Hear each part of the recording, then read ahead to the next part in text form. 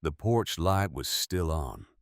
That was the first thing Clara Bennett noticed as she stood in the rain on Maple Ridge Road, 2 suitcases at her feet and 31 years behind her.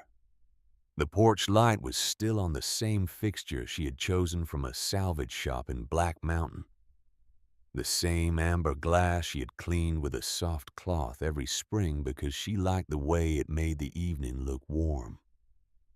It was still on. And the man who had just changed the locks did not think to turn it off. Preston Bennett stood in the doorway for exactly 3 seconds. He looked down at her, not with guilt, not with apology, with the calm, measured expression of a man who had already moved the figures around the ledger and found the numbers satisfying. Then he stepped back inside. The new deadbolt clicked into place, a sound so small and so final that Clara felt it somewhere behind her sternum, like a key turning in a lock that had always been there, and she had simply never known it. She did not move. The rain came down steady and quiet. The kind of rain that does not announce itself, the kind that has simply always been there. It darkened the shoulders of her jacket. It ran down through her hair and along the back of her neck. The porch light threw its amber circle across the wet steps, and she stood just outside that circle in the dark, holding nothing. 31 years. 31 years of sanding, painting, replanting, rebuilding.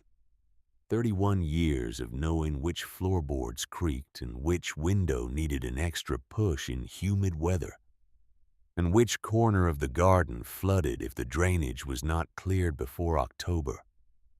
31 years of making a neglected, forgotten house into something that people stopped and looked at when they walked down the street. The court had taken 6 hours to decide it was not hers.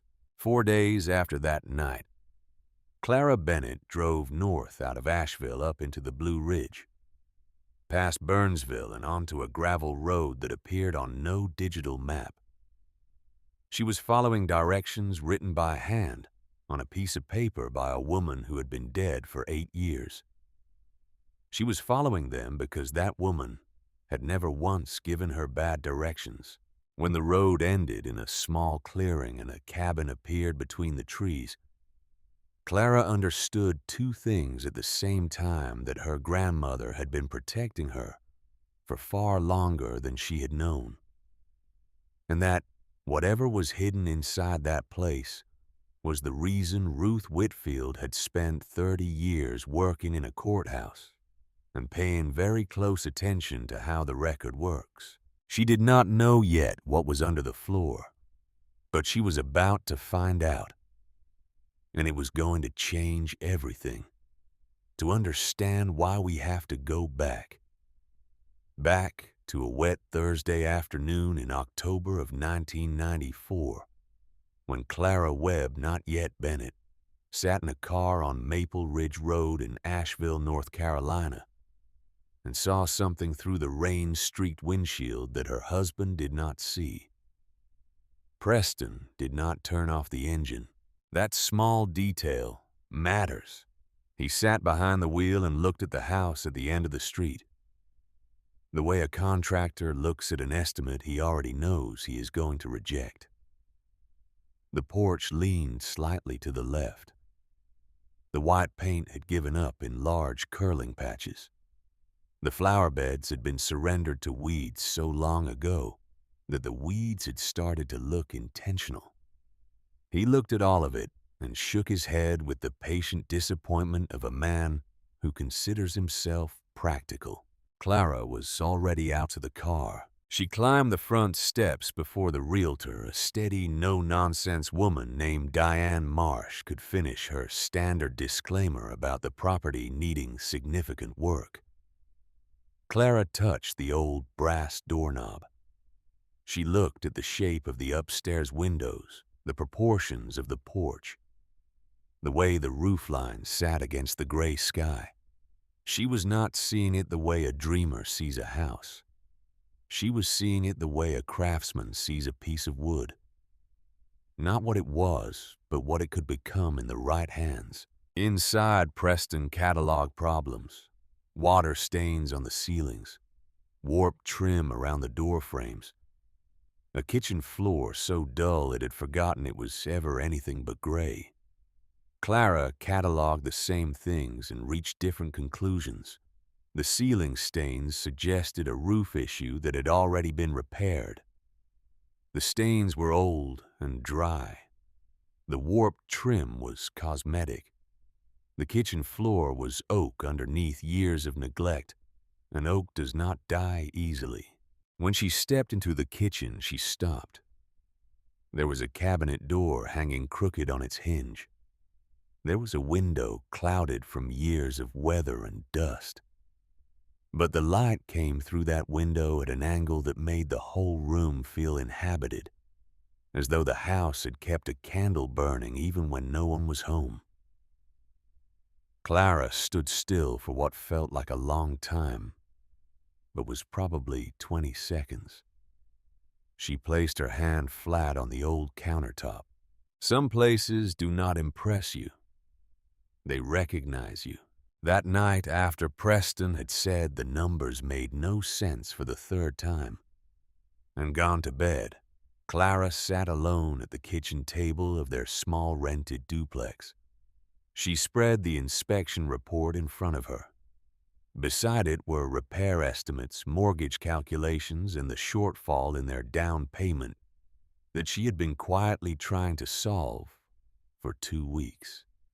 She looked at all of it for a long time. Then she picked up the phone and called her grandmother. Ruth Whitfield had a way of listening that made you feel like you were the only thing happening in the world. She did not interrupt. She did not offer reassurance before you had finished speaking. She simply listened with full attention. And when Clara finished laying out every number and every obstacle, Ruth asked one question. When you stood in that kitchen, did it feel like yours? Clara closed her eyes. The light came back. The angle of it through the dusty window. The oak floor underneath the gray. The proportions of the room. The quiet that felt inhabited rather than empty. Yes, she said. Come by tomorrow. The next afternoon, Ruth set a cashier's check on the kitchen table and slid it across without ceremony. The amount was enough for the down payment gap. Clara stared at it and told her grandmother she could not accept it. And Ruth looked at her with the particular patience of a woman who has decided what she is going to do and is simply waiting for the conversation to catch up. You can, she said, and you will. I do not know when I can pay it back. It is not a loan. Clara looked up. Ruth's face was calm, but her eyes were clear in the way that made excuses feel wasteful.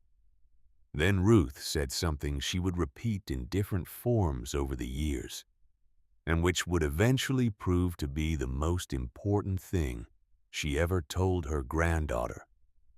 This is a gift to you, not to Preston, not to the marriage, to you.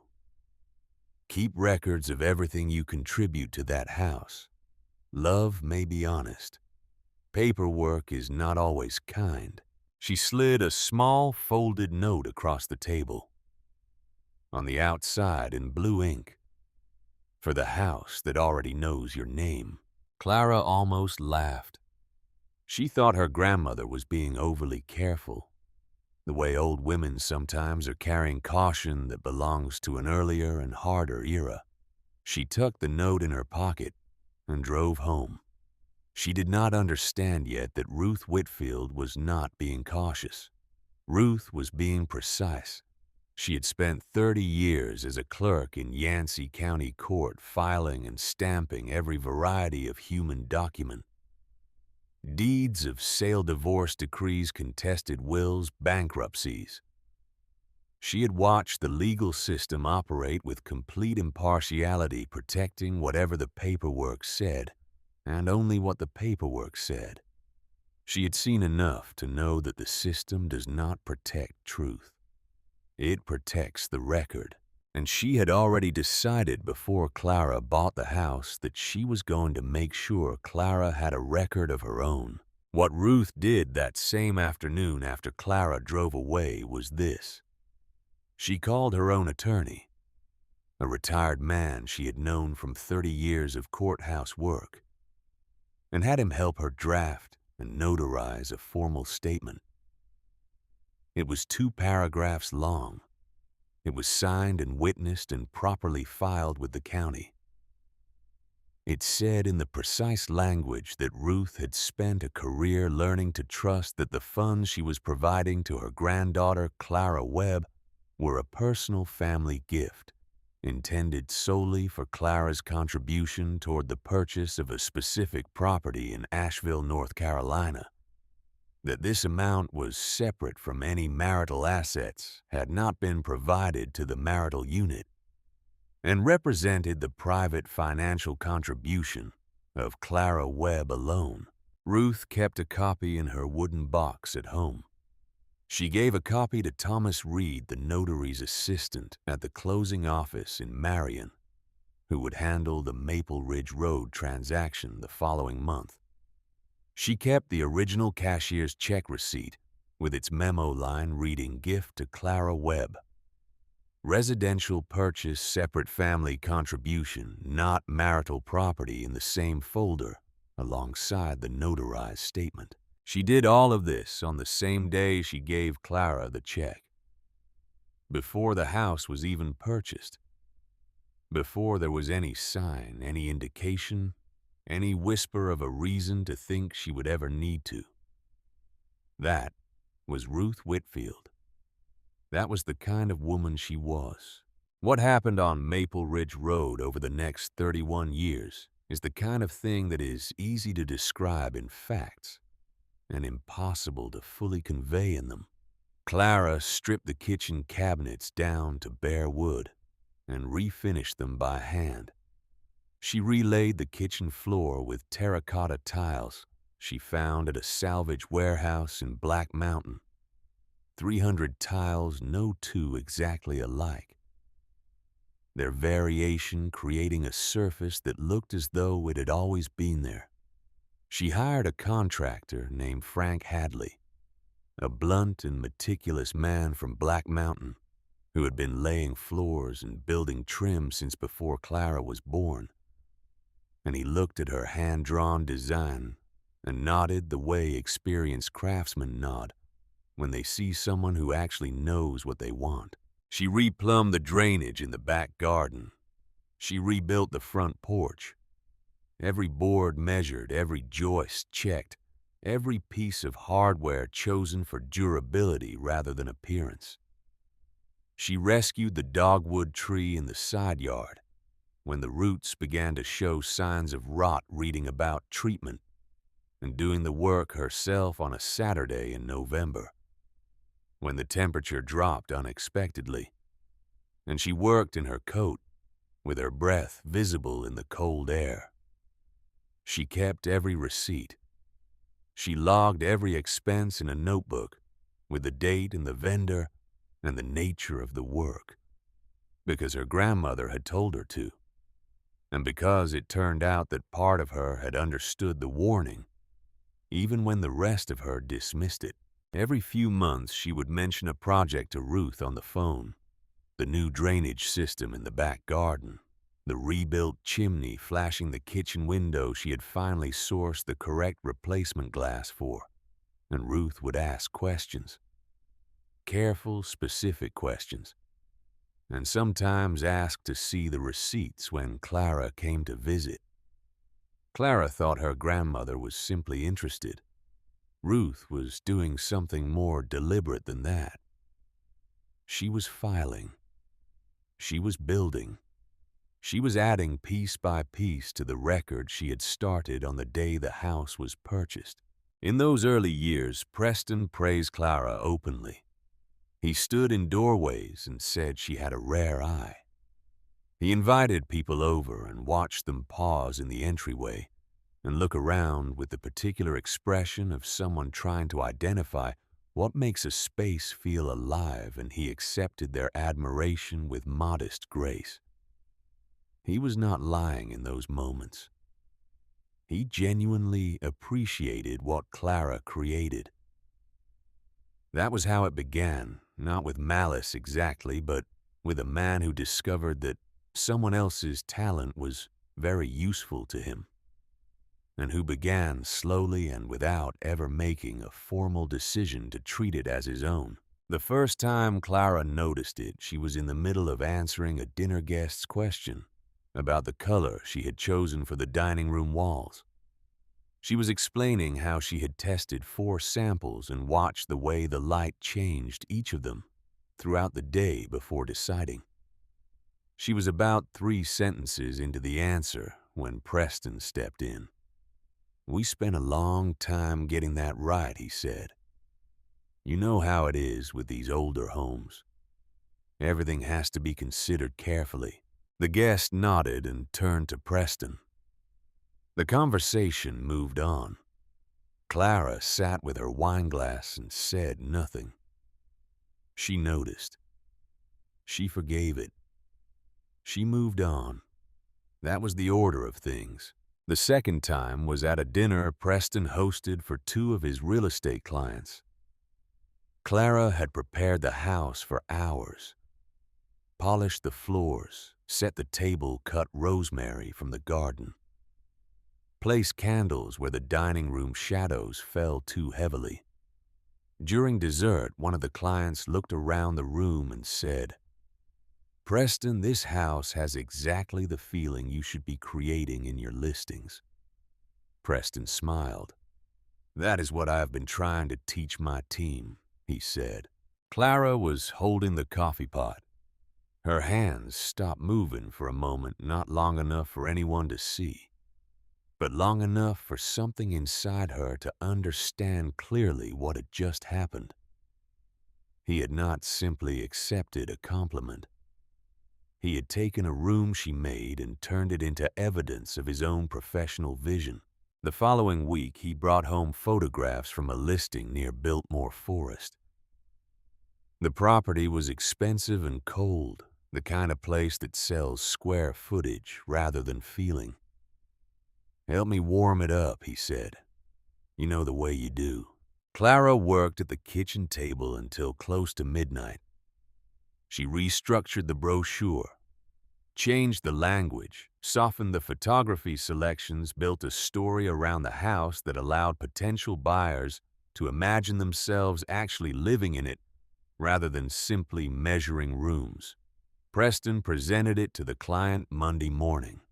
By Friday, he had a signed agreement. The following month, his website carried a new line, "Creative Property Positioning" by Preston Bennett. Clara found it by accident while looking for his office phone number. She read it twice. She could feel the specific shape of every word she had written, still living inside that phrase. Her work was there. Her name was not. Preston came into the room while she was still looking at the screen. He glanced at the laptop, kissed the top of her head, and said, "Looks professional, does it not?" She wanted to say that was mine. Instead, she said, "It looks good." That sentence became a door she closed on herself, and she would close it again and again over the years that followed. Listing copy, design boards, client packets, open house layouts, thank you notes written in Preston's voice, only warmer. She told herself it was partnership, but partnership leaves fingerprints on both sides. This arrangement only left his. Ruth Whitfield came to visit in the late spring of a year when the kitchen table was covered with Preston's client materials, and Clara had been sitting there since morning trimming photographs and arranging samples into neat rows. Ruth stood in the kitchen doorway for a moment looking at the work spread across the table before she looked at Clara. "Is your name on any of this?" Clara kept her eyes on the scissors. "It is for his business." "That was not what I asked." Before Clara could answer, Preston walked in. He was on his phone.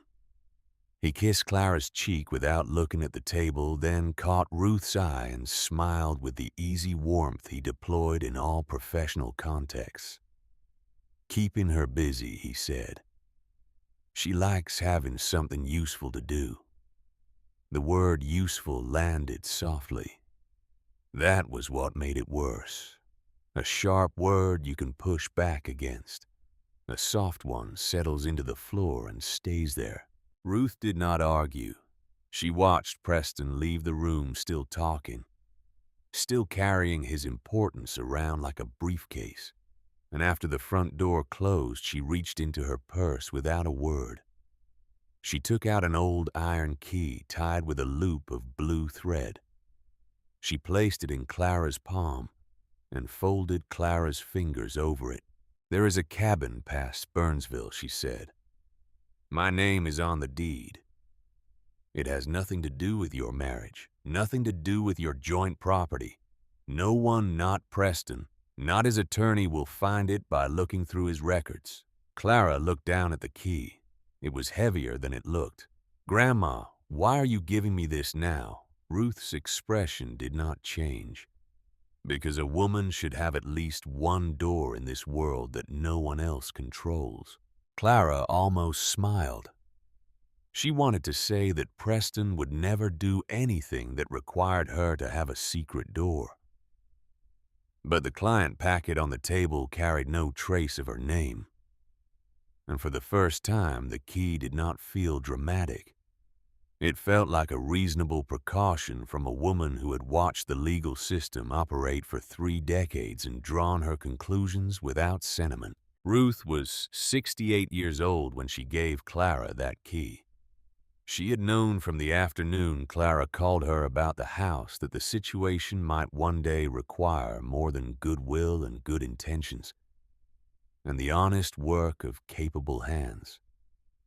She had spent the years since preparing for that possibility with the methodical patience of a woman who has seen exactly how these situations develop and exactly what is needed to stop them.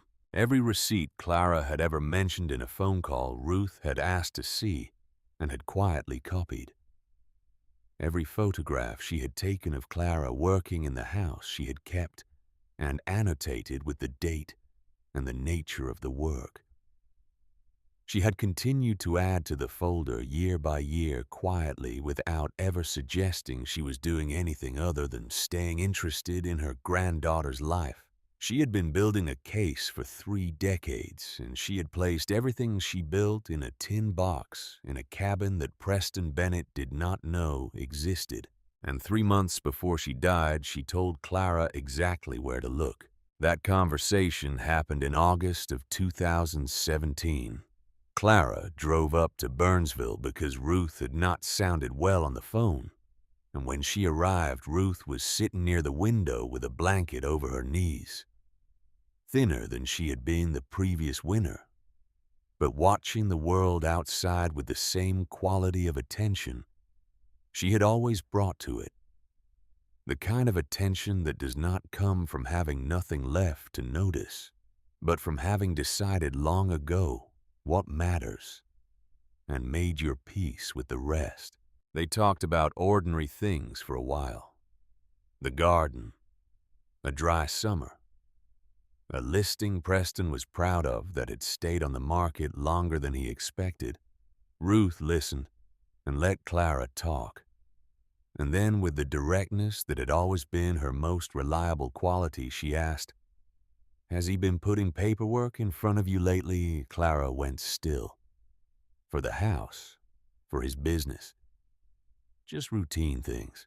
Ruth reached into the wooden box beside her chair. She removed a small envelope tied with blue thread. She placed it in Clara's hands.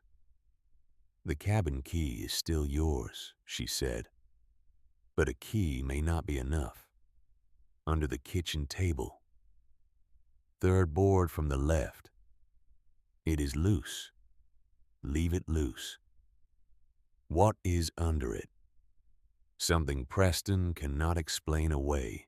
Clara drove home that afternoon holding the envelope and telling herself that her grandmother was simply being careful, in the way that very old people sometimes become careful holding on tightly to things, wanting to account for every possibility.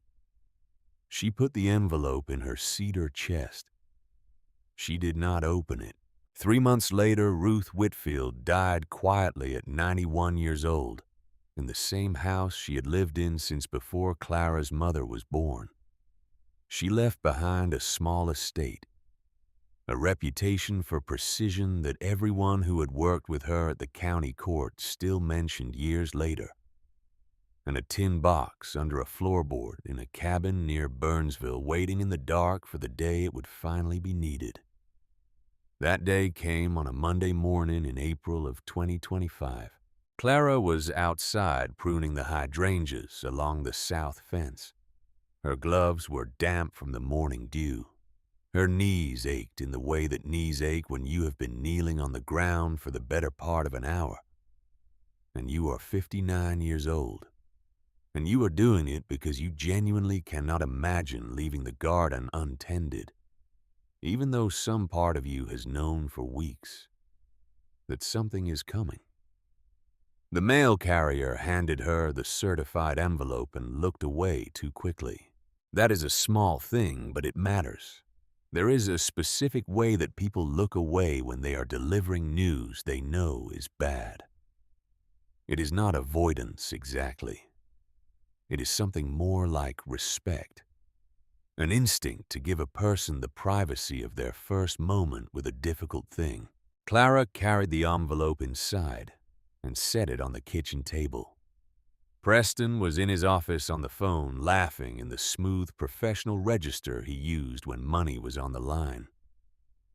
She sat down and looked at the envelope for a moment. Then she heard his footsteps in the hallway, and he appeared in the kitchen doorway and saw the envelope on the table, and his expression for just a moment, less than a second, showed her something she had not seen before.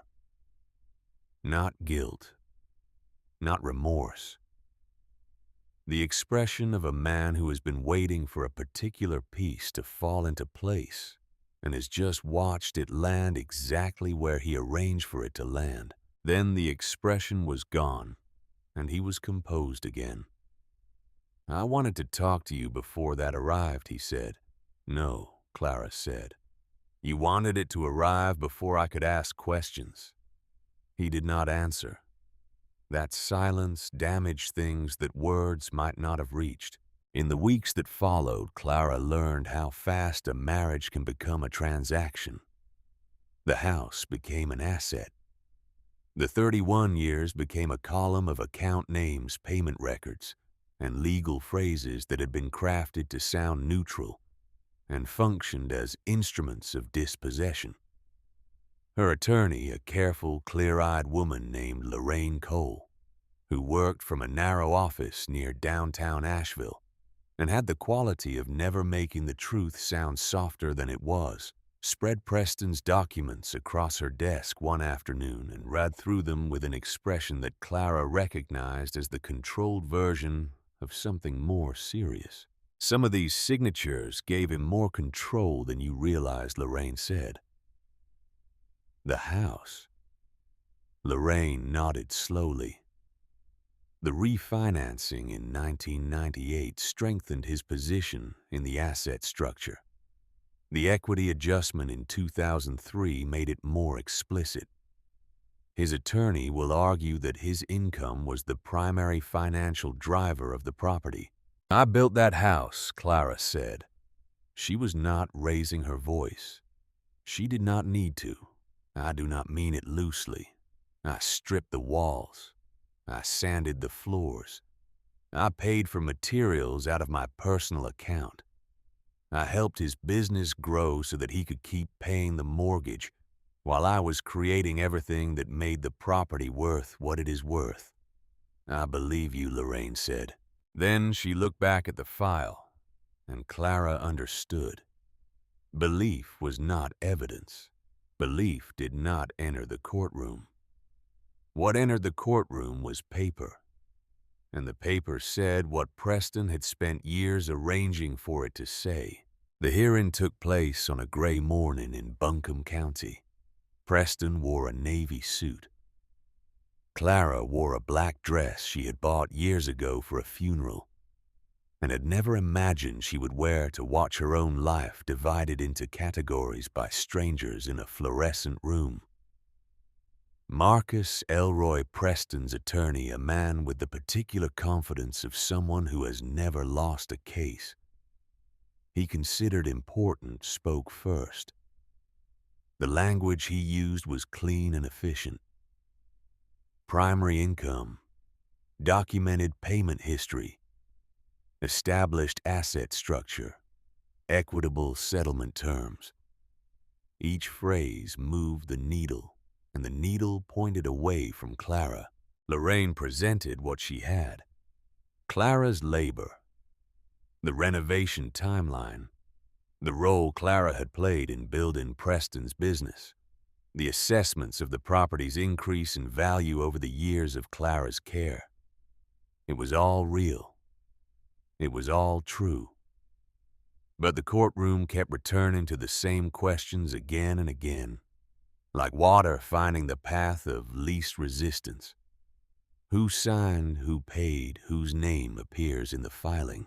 Clara sat at the table and thought about the porch she had rebuilt board by board, about the night she slept on the dining room floor because the wood stain needed one more coat before morning, and she did not want to risk tracking footprints across it, about the dogwood tree she had saved in November with cold hands, and a treatment she had read about in a book she ordered specifically for that purpose.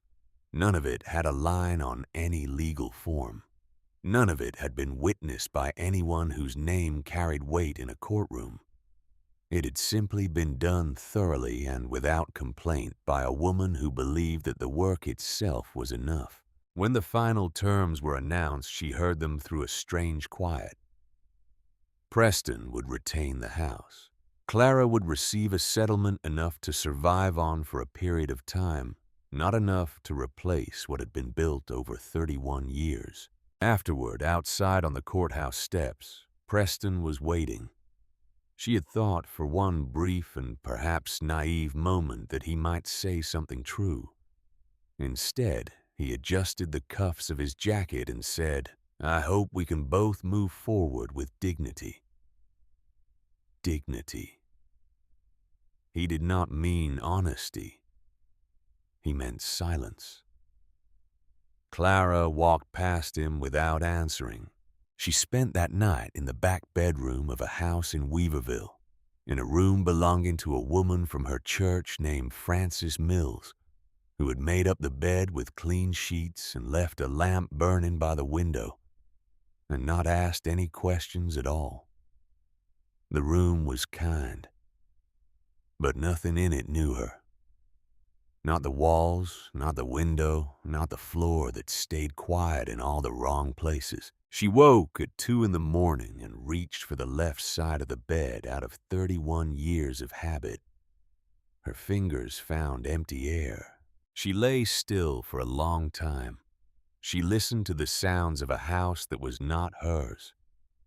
The particular creak of the hallway, settling the tick of a radiator she had not learned to expect. Then she got up and knelt in front of her grandmother's cedar chest, which she had brought because Preston did not want it. The chest smelled of lavender and old wood. Inside were table linens, old sewing patterns, a worn Bible with a cracked spine, and Christmas cards tied with kitchen twine.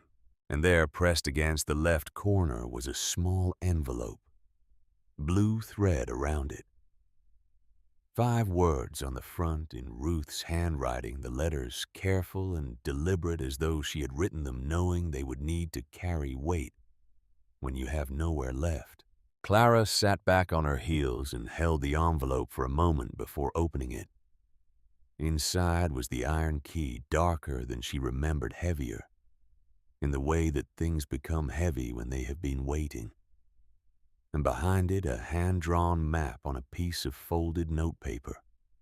Past Burnsville, beyond the Cane River, left where the pavement narrows. 3rd gravel road after the old white church. At the bottom of the page, one line in her grandmother's hand. Go before you start believing their version of you. Clara read it once. She read it again. Outside, a truck passed on the wet road and faded into the dark. For the first time since the courthouse, something moved beneath the grief. Not hope exactly. Not yet. Something more fundamental than hope. Direction. By first light, both suitcases were packed again. Frances found her at the front door with the cedar chest under one arm and the iron key in her closed hand, and the expression of a woman who has decided where she is going, even if she is not yet certain of what she will find there. "You sure about this?" Frances asked. Clara looked at the pale morning through the front window. "No," she said, "but my grandmother was." And somewhere past Burnsville, on a road that appeared on no digital map, a cabin was waiting with a floor that had been loose for 30 years, and a tin box that had been patient for 8, holding everything that the legal system had been designed to overlook. Every receipt, every photograph, every notarized word of a woman who had spent her career watching the record win and had decided before the record was even a threat that her granddaughter was going to have one of her own. The road north out of Asheville does not feel like escape. That is the first thing Clara noticed as she drove it in the pale early morning with both suitcases in the trunk and her grandmother's cedar chest secured on the back seat, and the iron key sitting in the cup holder where she could see it. It did not feel like running. It felt like driving toward a question she had not yet earned the right to ask, or perhaps toward the answer to a question that had been waiting for her much longer than she knew. The mountains were still gray in that early light, layered and patient in the way that mountains are patient, as though they have seen enough human grief to understand that it moves through at its own pace and does not require their involvement. The fog sat low in the valleys between the ridgelines.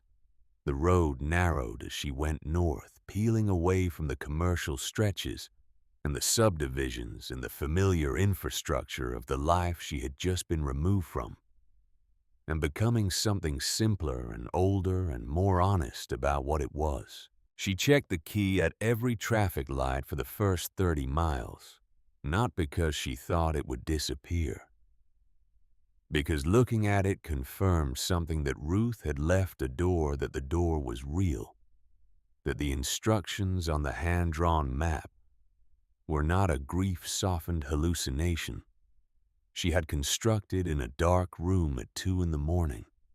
The key was real. The solid weight of it in her palm had been real.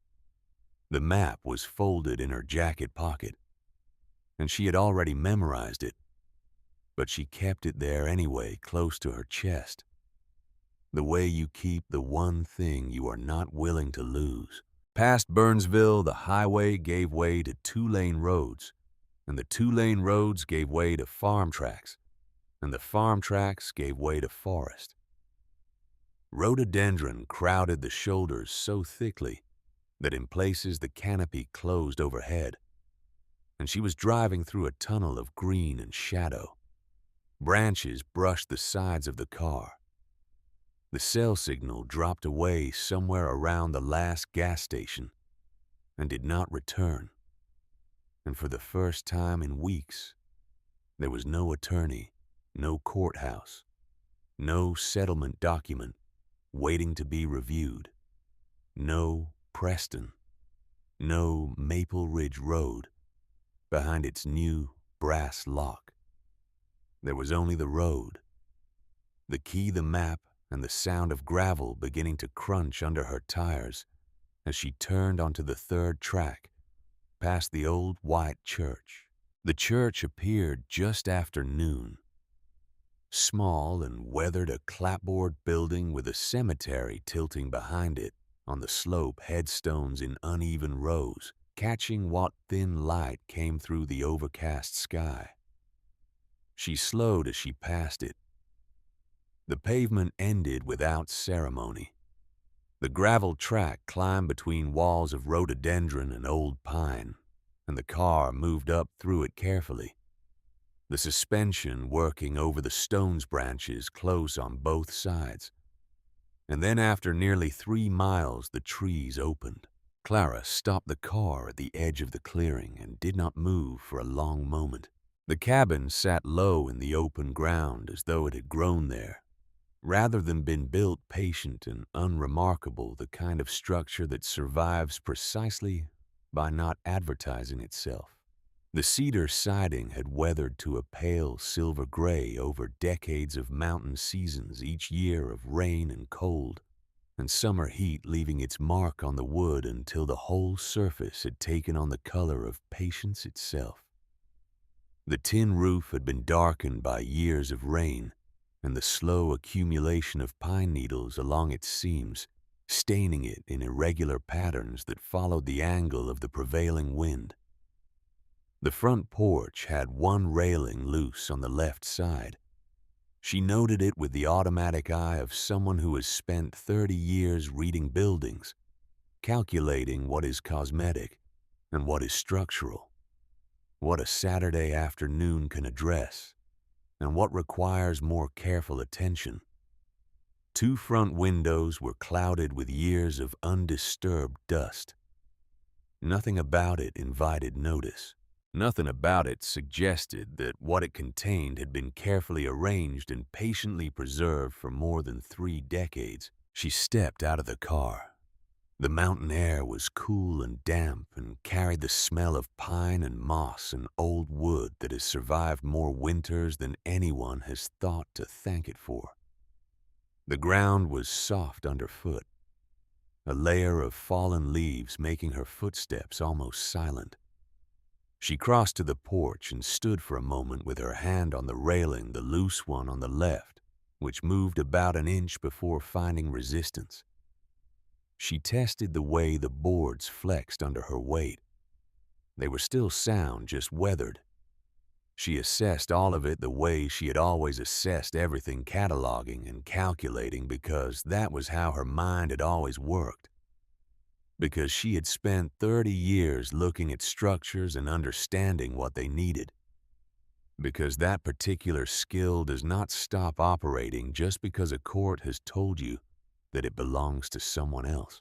The lock was old iron and it resisted when she put the key in. She turned harder.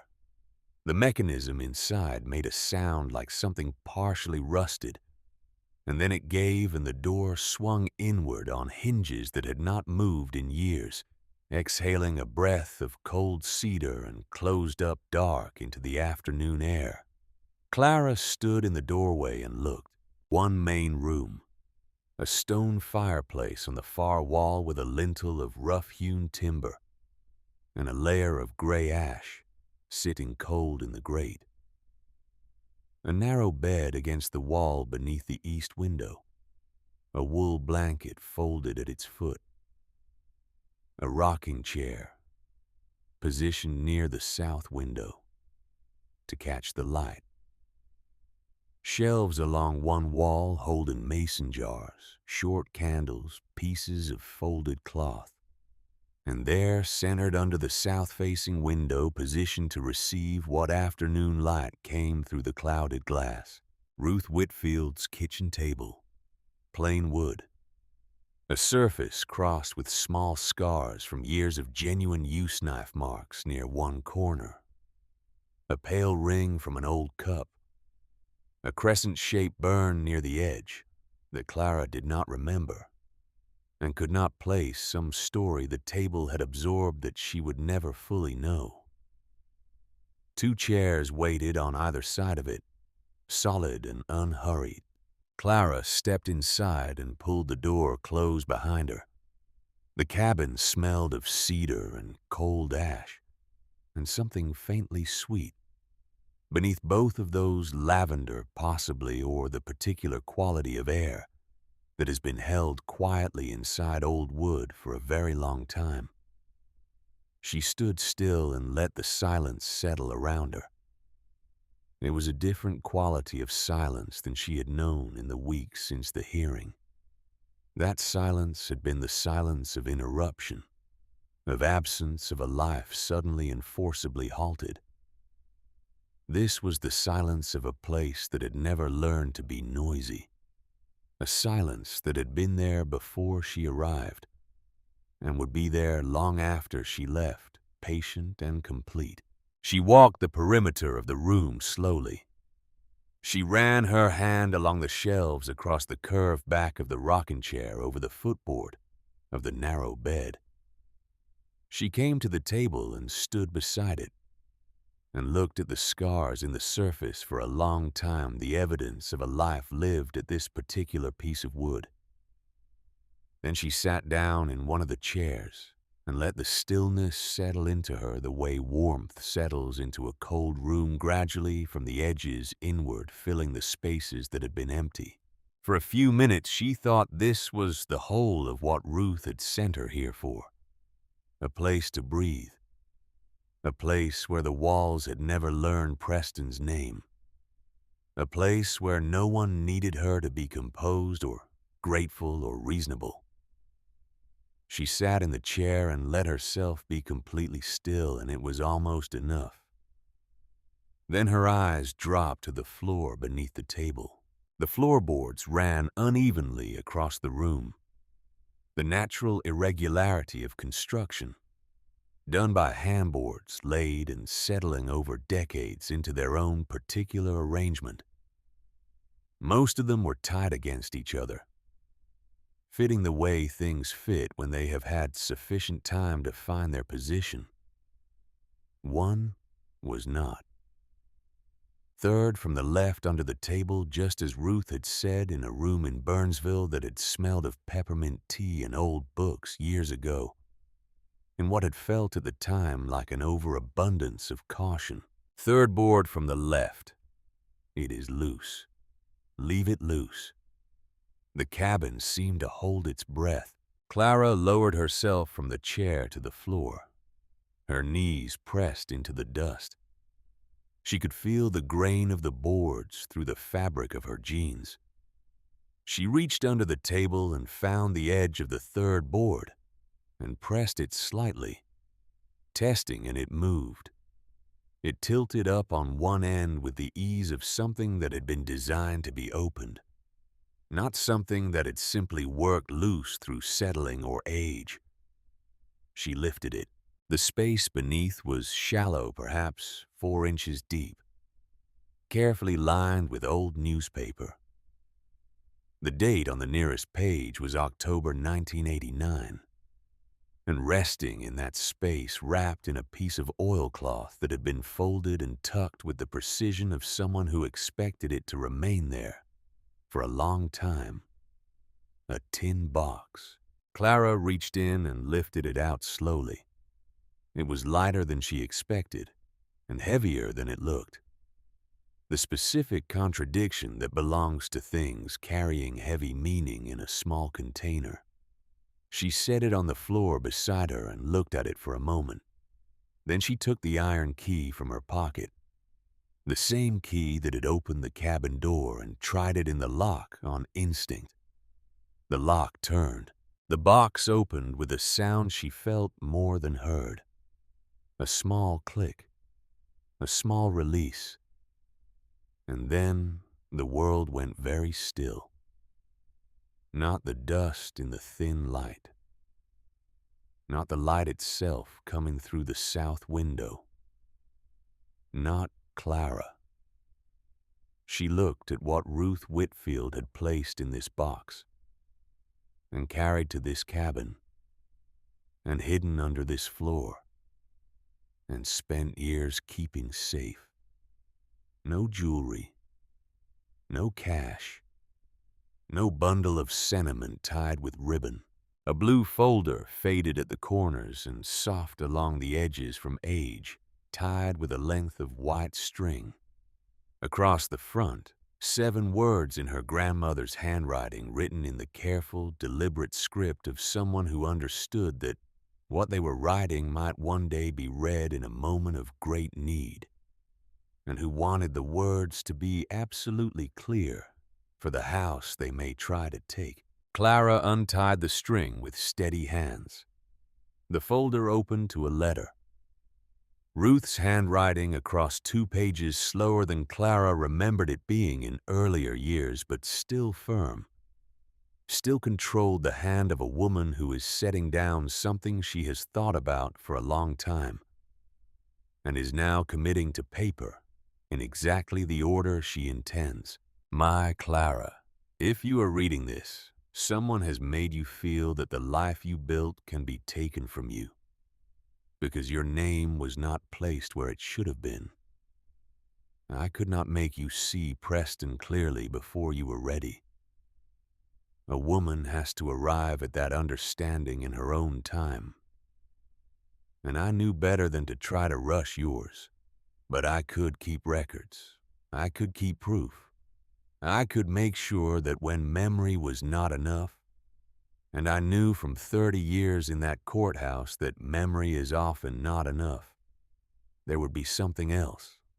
Something with a date on it. Something with a signature that means more than mine alone. Clara set the letter down on the floor beside her. She kept her breathing steady. She kept going. The first document was a copy of the cashier's check from November 1994. The memo line was printed with complete clarity. Gift to Clara Webb Residential Purchase. Separate family contribution. Not marital property. Below the memo line was the bank's processing stamp, the date of the transaction, and the account number. Clara read it twice, then a third time slowly, as though she needed to be certain the words would stay. For months, Preston's version of the house had sounded official, had carried the particular weight that legal language carries when it is the only language in the room. Now Ruth's version had a bank stamp that was 31 years old. And bank stamps do not adjust their meaning based on how convincing an attorney happens to be. Behind the check were transfer records, copies of old deposit slips, a receipt from the closing attorney's office recording the transaction, and then something more, a notarized statement properly signed and witnessed. Dated November 14th, 1994. Clara read the first paragraph, slowly parsing each word. The funds provided to my granddaughter Clara Webb, subsequently Clara Bennett, are a personal family gift intended solely for her contribution toward the purchase and protection of the property on Maple Ridge Road in Asheville, North Carolina. This amount is separate from marital assets and was not provided to the marital unit. It is the private contribution of Clara Webb alone. The room blurred at the edges. Clara placed her right palm flat on the floor. She needed the solidity of something that did not move beneath her. She kept reading. Behind the notarized statement were the receipts. Terracotta tile vendor in Black Mountain paid in full purchaser name Clara Bennett. Structural lumber for porch reconstruction. Purchaser Clara Bennett. Paint and primer 3 separate purchases spanning 2 years Clara Bennett. Garden drainage installation, hardware and materials Clara Bennett. And alongside the receipts, she had not previously seen notes in Ruth's handwriting on small index cards, clipped carefully to each one, paid from Clara's personal account. Kitchen restoration, 1995, or front porch materials, 2001, selected and purchased by Clara, or dogwood treatment, November 1996, Clara's initiative and expense, each card precise, each card dated, each card adding another line to the record that Ruth had been quietly constructing for decades. Ruth had been collecting all of this. Every time Clara mentioned a project in a phone call, every time she sent a photograph of something she had finished or begun, Ruth had been filing it, noting it, dating it, preserving it, without ever suggesting that she was doing anything more than being genuinely interested in her granddaughter's house. She had been building a record for 3 decades, and she had done it so quietly and so naturally that Clara had never once recognized it for what it was. Then the photographs, Clara in old jeans beside a stack of reclaimed floorboards. Her face turned slightly away from the camera, focused on something off-frame with the complete absorption of someone doing work they know how to do. Clara in the kitchen during the first year, hair tied back, paint on her left wrist. The cabinets behind her, frameless and doorless because she had not yet finished them. Clara kneeling in the back garden with mud on her knees and a drainage pipe in her hands. Clara on the porch with a handsaw measuring a board against the one beside it, with the automatic confidence of someone who has learned to trust her own eye. And in several of the photographs standing slightly back out of the way, not drawing attention to herself. Ruth herself. Not posing, not performing the role of the interested grandmother. Simply present, witnessing. Her expression in each photograph was identical, the focused, quiet regard of someone who understands that they are watching something worth recording and has made the deliberate decision to be there when it happens. On the back of the photograph that showed Clara standing in the unfinished kitchen paint on her left wrist, the windows behind her letting in the light she had always loved about that room. The cabinets bare in the background, Ruth had written in pencil, March 17th, 1995, the day she started making the house live again. Clara pressed that photograph flat against the floor with both hands. And then she did not hold it together anymore. Not loudly. Not in the way that grief sometimes announces itself. Her shoulders came forward and her breath caught and fractured. And the grief she had been carrying so carefully since the courthouse. The grief she had organized into practicality and logistics, and the correct legal responses, and the appropriate professional demeanor, slipped out of her hands entirely. She cried because Ruth had believed her, before there was ever a case to believe in. She cried because somebody had known years and years before the end that the record would be what mattered, and had spent those years building it with the same patient thoroughness that Clara had always brought to every room in that house. She cried because she was 59 years old, and the floor she was kneeling on was not hers, and the house she had come from was no longer hers, and she was starting from a clearing in the mountains with nothing but the truth and the paper. Her grandmother had spent 30 years building around it, and then she reached the last page in the folder and stopped crying. It was a list, 20 names written in 2 columns, precise and clear. Phone numbers beside each one. Addresses: Frank Hadley, Black Mountain; Thomas Reed, Marion; Helen Carver, Weaverville; Several contractors whose names she recognized from different years of work on the house. A former neighbor from Maple Ridge Road. A retired bookkeeper who had worked for years in Preston's office. A woman who had processed the paperwork at the closing in 1994. At the top of the page, Ruth had written 4 words in her steadiest hand. People who saw. Clara sat back against the table leg and looked at the list for a long time. She had come into the cabin thinking she was looking for a place to breathe. She had found something else entirely. Something she had not known to look for, because she had not known it existed. The cashier's check proved money. The notarized statement proved intent. The receipts proved labor. The photographs proved presence.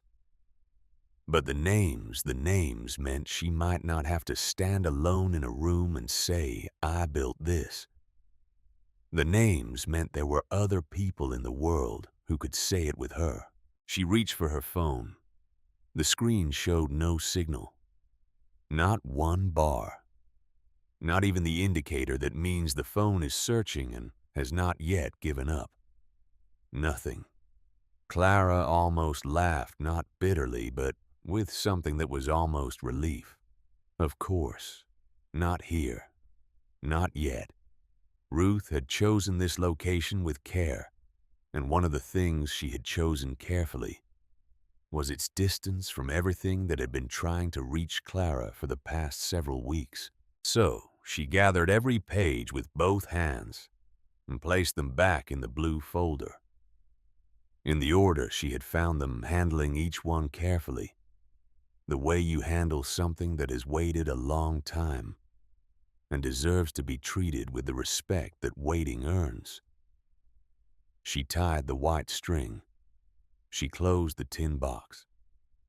She sat on the floor of her grandmother's cabin with the folder pressed against her chest and understood something she had not been able to articulate since the hearing. Ruth Whitfield had not built a hiding place. She had built a waiting room for the truth. Clara was up before dawn. She loaded both suitcases back into the car, locked the cabin behind her, leaving everything exactly as she had found it. The table, the chairs, the loose board replaced carefully over the tin box. The oilcloth rewrapped and drove down the gravel track toward the main road, watching ahead for the point where the cell signal would return. 2 bars appeared in the gravel parking area of the old white church. She pulled in and sat for a moment looking at Lorraine Cole's name on the screen. Then she called. Lorraine answered on the 4th ring. Her voice carried the particular alertness of an attorney receiving an unexpected call from a client. Careful attention, no surprise shown. "I found something," Clara said. "What kind of something?" "The kind that changes the conversation." She read out the details methodically in the order she had encountered them in the folder. The cashier's check with the memo line. The notarized statement from November 14th, 1994. The receipts bearing her name across 3 decades of work. The photographs with Ruth's handwritten captions and dates. The list of 20 names with contact information. When she finished, there was a silence on the other end that was different from the silences Lorraine usually allowed herself, less controlled, more genuinely surprised. "Read me the date on the notarized statement again," Lorraine said. Clara read it. "And the check was issued in your name only. Not Preston's name, not both names together. Only mine. Not to a joint account or a household account. To me personally. With the memo Ruth wrote herself." Another silence, shorter. "Clara," Lorraine said, finally measuring each word as she said it, "this does not hand you back the house today. The decree has been issued and reopening it requires a formal process." But what you have described changes the legal landscape significantly. A properly executed notarized statement from 1994, identifying the contribution as separate property combined with dated payment records, bearing your name and a list of potential witnesses. Marcus Elroy will not want these questions asked in any formal setting. So what do we do with it? Lorraine's voice moved into the register. Clara had learned to recognize as her working mode: efficient, precise, no words spent on anything that did not directly advance the situation. Do not contact Preston. Do not send him any message of any kind. Do not speak to anyone connected to Maple Ridge Road. Photograph every single page of that folder right now. Before you do anything else, find a copy shop and make physical duplicates of everything. Keep the originals on your person until I have copies secured on my end. She paused for exactly one beat. And Clara, that folder does not leave your hands. Not for any reason whatsoever. Not until I tell you otherwise.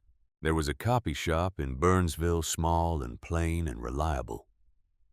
The kind of establishment that has served the same community for 30 years with the same machines and the same quiet competence. A young woman named Wren worked the counter, short hair, round glasses. The precise and careful manner of someone who handles other people's documents all day and understands without needing to be told that the papers in front of her sometimes matter in ways that are entirely invisible from the outside. She fed each page through the scanner without comment or question.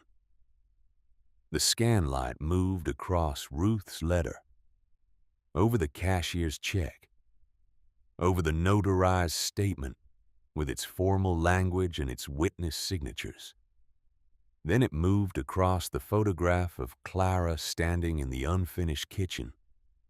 In the spring of 1995, paint on her left wrist. The cabinets bare behind her, the light coming through the window that she had refused to replace because she had always loved the angle of it. Wren paused. "Is that you?" she asked. "Yes," Clara said. "You look happy." Clara looked at the photograph in Wren's hand. She had spent the weeks since the hearing thinking almost exclusively about what she had lost. She had spent 31 years before that thinking almost exclusively about the work. She could not remember the last time she had thought about whether she had been happy while she was doing it, but she had been. She could see it plainly in the photograph. Not the performed happiness of someone maintaining an appearance, but the unguarded happiness of someone doing exactly the thing they were built to do, in a place that had recognized them from the first afternoon. She did not have an answer for Wren, but the question stayed with her as she drove back up the mountain. Back at the cabin that afternoon, she spread the copies across Ruth's kitchen table and opened a fresh notebook. For the first time in years, in more years than she could easily count, the columns she was setting up in that notebook were not for Preston's business. They were for her name, her case. What each person on the list might have seen and what records they might still have in a box or a file or a drawer somewhere. The first call went to Frank Hadley. He answered on the third ring with the economy of a man who has never understood why telephone pleasantries exist. Clara gave her name. A brief silence. She mentioned Maple Ridge Road and the terracotta kitchen floor and the porch reconstruction and the dogwood tree in the side yard. A longer silence, and then something shifted in the quality of his attention. "Oh," he said, "you are the one who knew the measurements." Clara's pen stopped moving on the page. "Your husband talk more." Frank said in the straightforward way of a man who has spent his life making assessments and sees no reason to soften them. But you were the one who knew the house. He paused briefly. The pause of someone deciding whether to say the thing they have been thinking. Then he said it. Last job I did there, he asked me to put the final invoice under his name. Said it kept things cleaner. I had already written it up in yours. He asked me to do a second copy. Clara wrote one word in her notebook. Clean. The same word Preston had used for the refinancing in 1998, for the equity adjustment in 2003, for every document he had placed in front of her across 31 years of kitchens and offices and evenings when she had been tired and had trusted him. Clean never meant simple. Clean meant that something had been carefully removed. Do you still have both copies of that invoice? Frank Hadley was the kind of man who kept things in labeled boxes in the basement because the alternative making decisions about what to discard had never struck him as a good use of effort when storage space was available. He thought he might still have them. He would look through the boxes that evening. The second call went to Thomas Reed in Marion, the retired notary's assistant, who had handled the closing on Maple Ridge Road in the fall of 1994. He remembered Ruth Whitfield without needing any prompting at all. She asked for copies of everything he said, every page in the file, the gift letter, the check receipt, the complete closing packet. She said, and I remember this specifically because I had not heard anyone put it quite that way before, she said, I have worked in the courthouse long enough to know that it pays to have your own file. Clara set the pen down for a moment. Ruth had started that day. Not when the cracks became visible. Not when the paperwork began accumulating on the kitchen table. The first day, the day the house was purchased, Ruth had started building Clara's case because she had already understood how the story might need to end and had decided to prepare accordingly. The third call went to Helen Carver, who had lived 3 houses down on Maple Ridge Road for 20 years before moving to Weaverville to be near her daughter. Helen remembered without qualification. You were always outside working, she said. Preston came home in the evenings and parked the car and walked in like the house had simply taken care of itself while he was gone. She paused, then added, I have photographs from the block party we had on the street in 2003. You were out in the front garden with a drill. Preston was inside talking to the Hendersons. I will find them and get them to you. Clara was working her way through the 11th name on Ruth's list when her phone lit up with a name she had not expected to see. Preston Bennett. She looked at the screen. She allowed it to ring once, then twice, 3 times. She did not answer. It went to voicemail and she waited 30 seconds before pressing play. His voice came through with the smooth, unhurried quality he used in all professional contexts. The voice he had refined over decades of sitting across tables from people he was working to bring around to his position.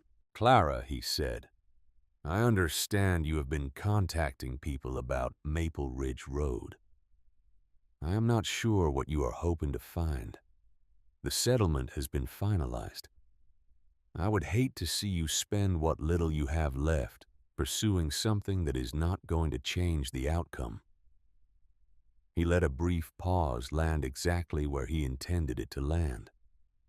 I'm saying this because I care about what happens to you. Be careful. The message ended.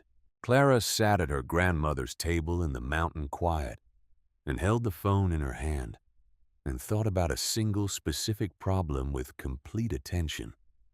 Lorraine had not yet contacted Marcus Elroy's office. The calls to Frank Hadley and Thomas Reed and Helen Carver had been careful and limited, asking only about records, making no accusations. None of them had any reason to contact Preston. Someone else had. She called Lorraine immediately. Lorraine listened to the voicemail twice without speaking. Then she said, "Save it. Do not delete it under any circumstances. Do not respond to it in any way. Does it help our position? A man who genuinely feels secure does not leave a warning this early. He is reacting because he is worried. And he is worried because he knows better than anyone that his own record is not as clean as he presented it to the court." She let that land for a moment. Keep calling down the list. Ask about documents and records only. Do not mention the folder or what it contains. Let him try to calculate what you know and how much of it you can prove. The 18th name on Ruth's list was Victor Shaw, former bookkeeper for Bennett Property Group. 12 years of managing the financial operations of Preston's real estate business before retiring to Weaverville. Ruth had included him without any annotation beside his name, just the name and number, which meant she had considered him potentially relevant but had chosen not to commit in writing to exactly why. Clara called. The phone rang for a long time. She was nearly ready to give up when a man's voice answered. Older guarded the voice of someone who screens his calls carefully and rarely answers numbers he does not recognize. Who is this? Not inflected as a question, stated as a challenge. Mr. Shaw, my name is Clara Bennett. Ruth Whitfield included your name on a list. Of the sound on the other end changed immediately, a sharp intake of breath that he did not bother to conceal. What do you want?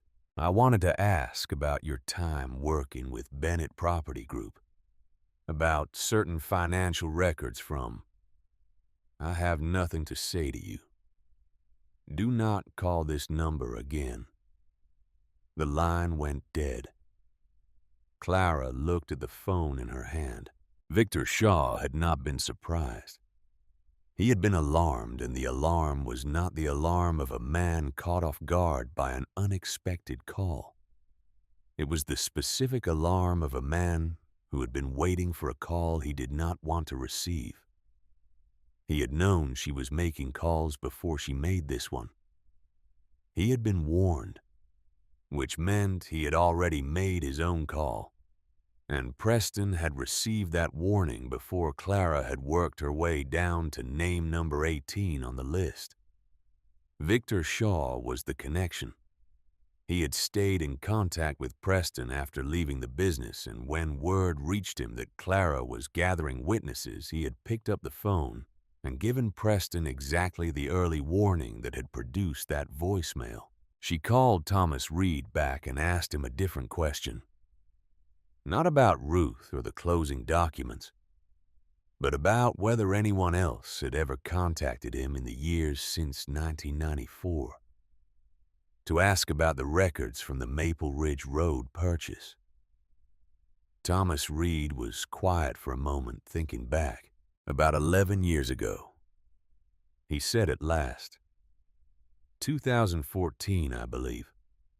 Someone called with questions about the asset structure of the original purchase transaction. Professional manner, clearly an attorney. The questions were very specific, whether there were any separately documented family contributions in the original file and exactly which names appeared on the various payment records and instruments. Clara kept her voice even. Did they identify themselves? Said they were representing a client in a related transaction. Standard cover language. But the specificity of the questions was unusual. Those were not the questions you ask for a routine transaction review. Those were questions you ask when you already know what you are looking for. and you want to confirm it is there.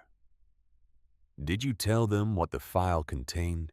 I told them what was a matter of public record, that the original gift documentation existed and had been properly filed, that there was a separate family contribution from the buyer's side documented at the time of closing. Clara set her pen down on the table. She did not need to write the next part down, because it had already assembled itself in her mind with the particular clarity that comes when you finally have all the pieces and can see the shape they make together. In 2014, Marcus Elroy, working on behalf of Preston, who had by then already begun thinking seriously about what an eventual divorce might require him to have in place, had gone looking for exactly the kind of documentation Ruth had created and preserved. He had found the reference to a separate family contribution properly filed in the public record.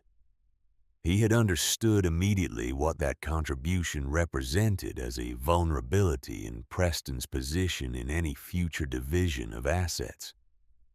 And from that point forward, from 2014 onward, the documents Preston placed in front of Clara to sign had been specifically and deliberately designed to bury that contribution as completely as the available legal language would permit.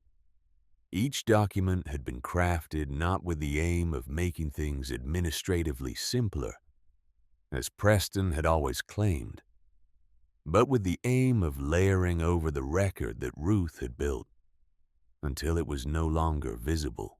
This was not a man who had gradually and opportunistically taken advantage of his position. This was a man who had identified a specific vulnerability 11 years before using it, and had spent those 11 years constructing a legal architecture designed to neutralize it. With the assistance of his attorney, with full awareness of what he was doing and why, Clara called Lorraine and laid it out in exactly that order. Thomas Reed's account, the date of the inquiry, the specific questions the caller had asked, the way Victor Shaw had reacted, the timeline of documents that had followed 2014. Lorraine listened without interrupting once. When Clara finished, there was a silence that meant Lorraine was thinking through implications rather than composing a response. Then Lorraine said, "You just gave me something I did not expect we would be able to find." Clara waited. "I can demonstrate a pattern of behavior, not an error, not an oversight or a misclassification, not a misunderstanding about how property law applies to this specific situation. A documented, sustained pattern of deliberate action spanning more than a decade with the direct involvement of legal counsel. That is fundamentally different from anything we presented at the original hearing. It opens different remedies and it creates a different kind of pressure." It was nearly dark outside when the headlights appeared. Clara was at the table transferring Preston's voicemail into her notebook, word by word, working slowly and carefully, because she wanted the record to be exact when the light moved across the cabin wall in an arc that meant a vehicle was coming up the gravel road. She went still. Through the dusty south window, she watched a vehicle climb toward the clearing at a speed that was too deliberate for someone who was lost, and too slow for someone with legitimate business to conduct. The headlights stopped at the edge of the tree line. A black SUV, Preston's. Clara stood up from the table and did not touch the light switch. She moved to the side of the south window where she could see the clearing without being visible from it. Preston stepped out of the vehicle and stood at the edge of the open ground and looked at the cabin. He did not call out her name. He did not walk toward the porch. He simply stood in the near dark and examined the building with the expression she had seen him use on properties he was considering acquiring, not the expression of someone facing an emotional situation, but the calculating expression of someone assessing the dimensions of a problem and determining how much of an obstacle it represents. Behind her on the table, the blue folder was open. The notebook lay beside it, with the voicemail transcription half completed. Preston's voicemail had been forwarded to Lorraine's secure email hours earlier. Every page of the folder had been photographed and transmitted before that. He did not know any of it. He had come to measure the threat, to see whether the woman who had built his house and populated his business and signed his documents was sitting alone in the mountains in genuine possession of something dangerous, or whether she was simply grieving and grasping and would eventually exhaust herself and go quiet. The dark cabin and the single car in the clearing gave him one kind of answer, not the complete one. After almost exactly a minute, he got back into the SUV. The door closed. The engine started. The headlights swept back across the cabin wall as he turned, and then they disappeared into the trees, and the sound of the engine faded down the gravel track, and the clearing settled back into its nighttime quiet. The only sounds that remained were the creak behind the cabin and the light movement of air through the pine branches at the edge of the clearing. Clara exhaled. He had not come to apologize or to negotiate or to acknowledge anything. He had come to assess the risk she represented, and the quiet cabin and the silent mountainside had perhaps given him a degree of reassurance he had not fully earned. By tomorrow, he would have had time to reconsider. By tomorrow morning, Lorraine's formal demand letter would be in preparation. By tomorrow, the 4 carefully constructed questions it contained, questions that did not accuse, but that had 31 years of documented evidence standing directly behind them, would be making their way toward Marcus Elroy's desk. Clara sat back down at the table. She picked up her pen and finished transferring the voicemail into the notebook word by word to the final syllable of the last sentence. Then she closed the notebook and placed it precisely on top of the blue folder, and sat for a while in the quiet of her grandmother's cabin and did not look behind her, because there was nothing behind her that was worth looking at anymore.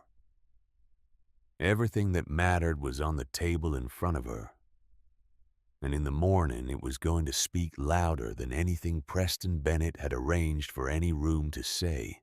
The demand letter went out on a Tuesday morning, and Lorraine Cole had written it with the economy and precision of someone who has learned that the most effective legal document is often the shortest one.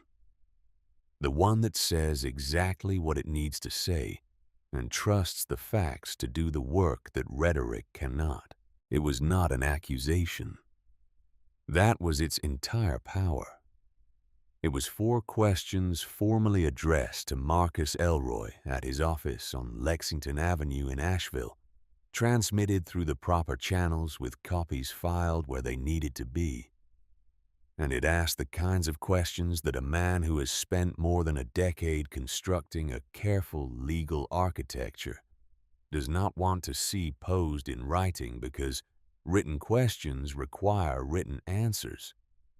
And written answers enter the record, and the record was precisely the ground on which Ruth Whitfield had spent 30 years learning to operate. Why had the separate family contribution documented in the notarized statement of November 14, 1994, not been disclosed during the asset division proceedings? Why had renovation costs paid from Clara Bennett's personal accounts and recorded under her name in vendor records been characterized as joint marital expenditure? Why had Preston Bennett contacted Clara Bennett by voicemail message within hours of her beginning to gather witness accounts? before any formal notification had been provided to his legal counsel? And why had Preston Bennett appeared at a private property registered in the name of Ruth Whitfield? A property that had never been disclosed in any divorce proceeding on the evening of May 18th. Questions, not accusations. Questions backed by 31 years of evidence that Ruth had assembled one careful page at a time. Clara was standing on the cabin porch with coffee in both hands when Lorraine called to confirm the letter had gone out. The mist was still sitting in the tree line at the clearing's edge. The creek ran steadily behind the building. The mountain did what mountains do in the early morning, which is hold its position without comment. "It is sent," Lorraine said. "Now we observe which direction they choose to move. How much time do we have before they respond?" "Men who are confident in their position take their time," Lorraine said. "Men who have found a crack in their foundation move quickly. We will know a great deal about the state of their foundation by how fast Marcus Elroy picks up the phone." Marcus Elroy called Lorraine's office that same afternoon. He opened by characterizing the documents Clara had produced as emotionally motivated and legally insufficient. He used the word unprecedented in a register that suggested mild professional distaste rather than any genuine alarm. He referenced the finalized nature of the settlement decree with the particular emphasis of someone placing a card on the table that they fully expect to conclude the hand. Lorraine said she understood his characterization. Then she mentioned in sequence the notarized statement, the bank records, the dated receipts, and the voicemail. There was a pause on Marcus Elroy's end of that call that Lorraine described to Clara afterward as the specific pause of a man who is running new numbers rather than the pause of a man who has no numbers to run. His register changed after that, she said. Not considerably. But it changed in the way that matters. In the 2 weeks that followed, Clara worked through the remaining names on Ruth's list with the same methodical attention she had once brought to the renovation of a neglected house. Not hurrying, not skipping anything, moving through each contact in sequence and listening carefully for what each person could genuinely confirm. She was not building testimony. She was collecting corroboration for what was already documented. She was not asking people to say what she needed. She was asking them to say what they had actually seen, because what they had actually seen happened to be true, and true things, when properly documented, have a durability that even the most carefully constructed alternative narratives eventually cannot match. Frank Hadley found both versions of the invoice in the second cardboard box he checked in his basement storage. The original made out to Clara Bennett for the final phase of the porch reconstruction, and the revised version that Preston had requested, with his own name substituted where Clara's had been.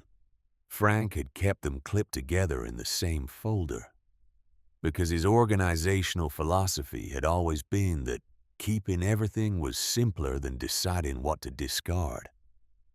He mailed photocopies to Lorraine's office within the week. In the brief cover note he included, written on the back of a hardware store receipt, in the direct handwriting of a man who has built things with his hands his entire life and has no patience for unnecessary words. He said only, "I should have said something at the time. I did not. Here it is now. Here." Helen Carver found the photographs from the 2003 block party in a shoebox in her hall closet. 11 photographs from that afternoon taken on a film camera that she had subsequently developed and printed and kept, because she had always printed everything on principle. In 4 of the photographs, Clara was visible in the Maple Ridge Road garden, not posing, Not performing, actually working a drill in one hand and garden edging material in the other, her complete attention on the task. In 3 of those 4 photographs, the timestamp was visible in the lower corner. The automatic date printing that film cameras of that era embedded directly into the image. Helen had them scanned at the pharmacy and emailed them to Lorraine with a message that said, "She was always the one doing the work." I should have said that to someone a long time ago. Thomas Reed, going back through his own records from the 1994 closing, found a handwritten annotation he had made at the time. On the file, a standard practice of his, a brief note describing anything unusual about a transaction. The note for Maple Ridge Road said, "Family gift contribution documented separately at donor's explicit request. Donor is former county court employee. Notably thorough preparation." He confirmed to Lorraine in writing that Ruth had insisted on the separate documentation, had arrived at the closing with her own notarized statement, and a witness already arranged, and had asked specifically that the filing be structured in a way that preserved the legal distinction between her gift and the marital asset pool.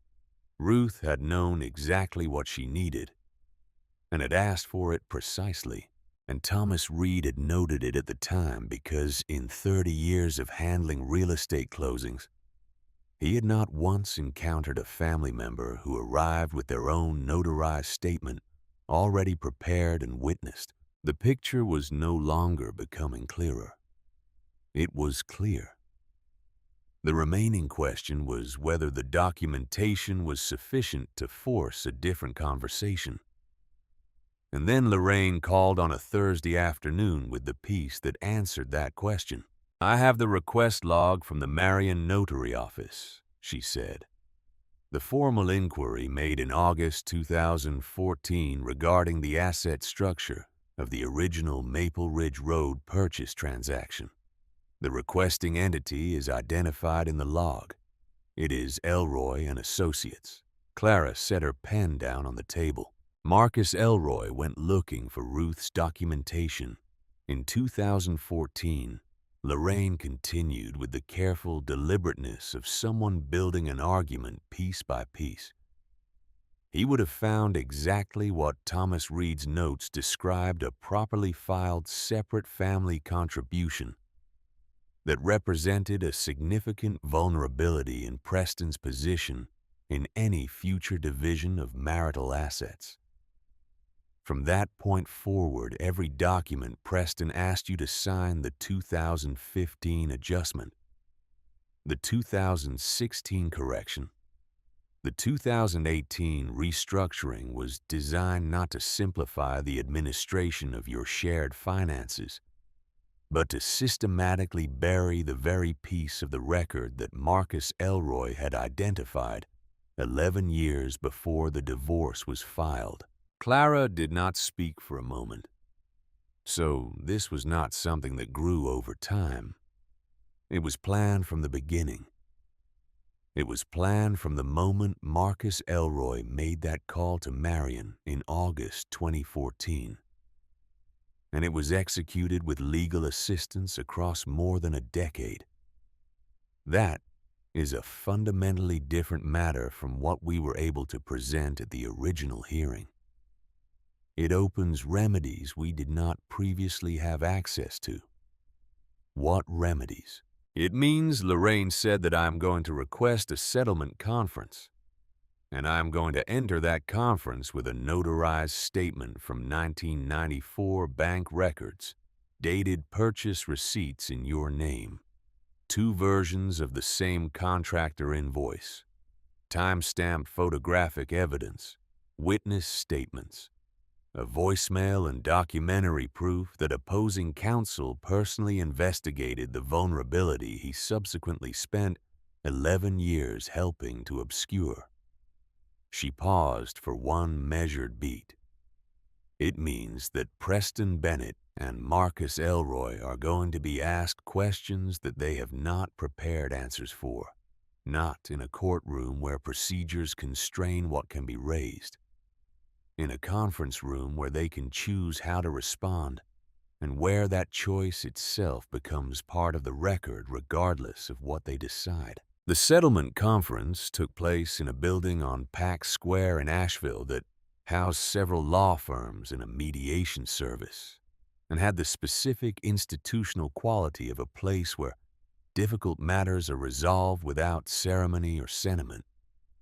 The conference room had gray carpet and a glass wall that looked out onto a hallway and a long table that kept both parties at a distance that felt professional rather than personal.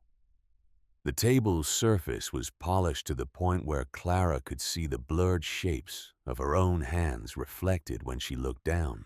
Preston arrived in a navy suit, the same one he had worn to the original hearing. She noticed immediately that he had the same controlled posture, the same economy of expression that he had spent 30 years refining across hundreds of negotiations. What was different? And it was different she could identify it within the first 60 seconds was the quality of his presence in the room. In every negotiation she had ever observed him conduct, Preston arrived ahead of himself. His confidence preceded him. Reorganized the space, gave him the room before he occupied it. That was not happening today. He walked in and the room remained what it had been before he entered. Marcus Elroy sat to his right, a man in his late 50s who had the groomed, slightly pressurized quality of someone who has spent his entire career in rooms like this one and has come to regard them as his natural environment. He was genuinely competent and experienced and knew the relevant law thoroughly, which made him more formidable than a lesser attorney, and also in the current situation more precisely aware of exactly where the ground had shifted under his client's position. He spoke first. He described the situation as regrettable. He used the word unexpected in relation to the documents that had come to light. He said that no reasonable person wanted to reopen painful history, that both parties had an obvious interest in reaching a resolution, and that his client remained committed to an outcome that was genuinely equitable. The language was crafted with considerable skill to sound entirely reasonable, while committing to nothing and conceding nothing. Lorraine let him complete his statement without interruption. Then she opened the blue folder and set it on the table between them. The room changed. Preston looked at the folder. He recognized it, not the specific object perhaps, but the kind of thing it represented in this kind of room at this stage of a proceeding. He had spent 30 years reading rooms and reading the weight that particular objects carry in particular contexts. He read this one accurately. Something shifted behind his eyes, not the overt expression of fear, but the controlled adjustment of a man who has just discovered that the map he has been using does not correspond to the actual terrain. The first offer came from Marcus Elroy, following a brief consultation with Preston, conducted in voices too low to hear. The figure was constructed with the assumption that Clara was negotiating from a position of isolation and emotional exhaustion, that the documents were real but incomplete, that the fatigue of the process could be converted into an agreement on unfavorable terms before the full implications of the evidence became clear to her. Lorraine declined it without extended negotiation. The second offer was meaningfully higher.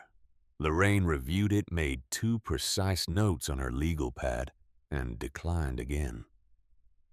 She then placed 3 documents on the table in sequence, the notarized statement. From November 1994. The 2 versions of Frank Hadley's invoice with the names compared side by side, and the request log from the Marion office documenting Elroy and Associates' inquiry in August 2014. She did not elaborate on them. She placed them in a row and allowed them to be what they were. Marcus Elroy looked at the third document. Clara watched him look at it carefully. She had spent some time wondering what it would look like to watch a very composed and experienced man encounter the specific thing he had spent 11 years working to prevent from becoming relevant. And the answer was that it was not dramatic in the way she had imagined. He did not change color. He did not lose his composure. He simply looked at the document with the focused attention of someone who is reassessing a situation from its structural foundations. And then he turned to Preston, and they held a conversation that Clara could not hear. The third offer was substantially different from either of the first two. Lorraine reviewed it without expression. She made several notes. Then she looked at Clara and gave the small level nod that Clara had come to recognize over the preceding weeks, as meaning this is within the range of what we came here to establish. Clara looked across the table at Preston. He was looking at the document spread on the table's surface, not at her. The suit was precisely right. The posture was exactly as it always was. Everything about his exterior presentation was maintained with the discipline of a man who has built his professional self into an instrument and knows how to play it under pressure. And yet something had been removed from the room that used to arrive with him as a matter of course, and its absence was more communicative than anything she might have said. She spoke then quietly and without preparation, without the performance of emotions she did not feel. I am not here to get the house back. Preston looked up. She held his gaze and kept her voice level and clear. I love that house. I built most of what made it worth what it is, and you know that as well as I do. And now the record is going to reflect it. He did not answer. You spent years allowing me to disappear from my own work. I'm not asking you to become honest because it would be a noble thing to do. I am asking because the documentation no longer supports a version of events that excludes my contribution. The paper you spent 11 years arranging is no longer telling the story you arranged it to tell. Across the table, Marcus Elroy's expression held. Preston's jaw tightened by a degree that most people in the room would not have noticed. Clara noticed because she had spent 31 years learning to read the movements that happened just beneath the surface of that face. He did not speak. Outside the glass wall, the hallway carried its ordinary mid-morning traffic people, moving between offices with coffee cups and folders, conducting their own ordinary business. Inside the conference room, 31 years of a particular silence had finally arrived at the record it deserved. Marcus Elroy requested a recess. It lasted 19 minutes.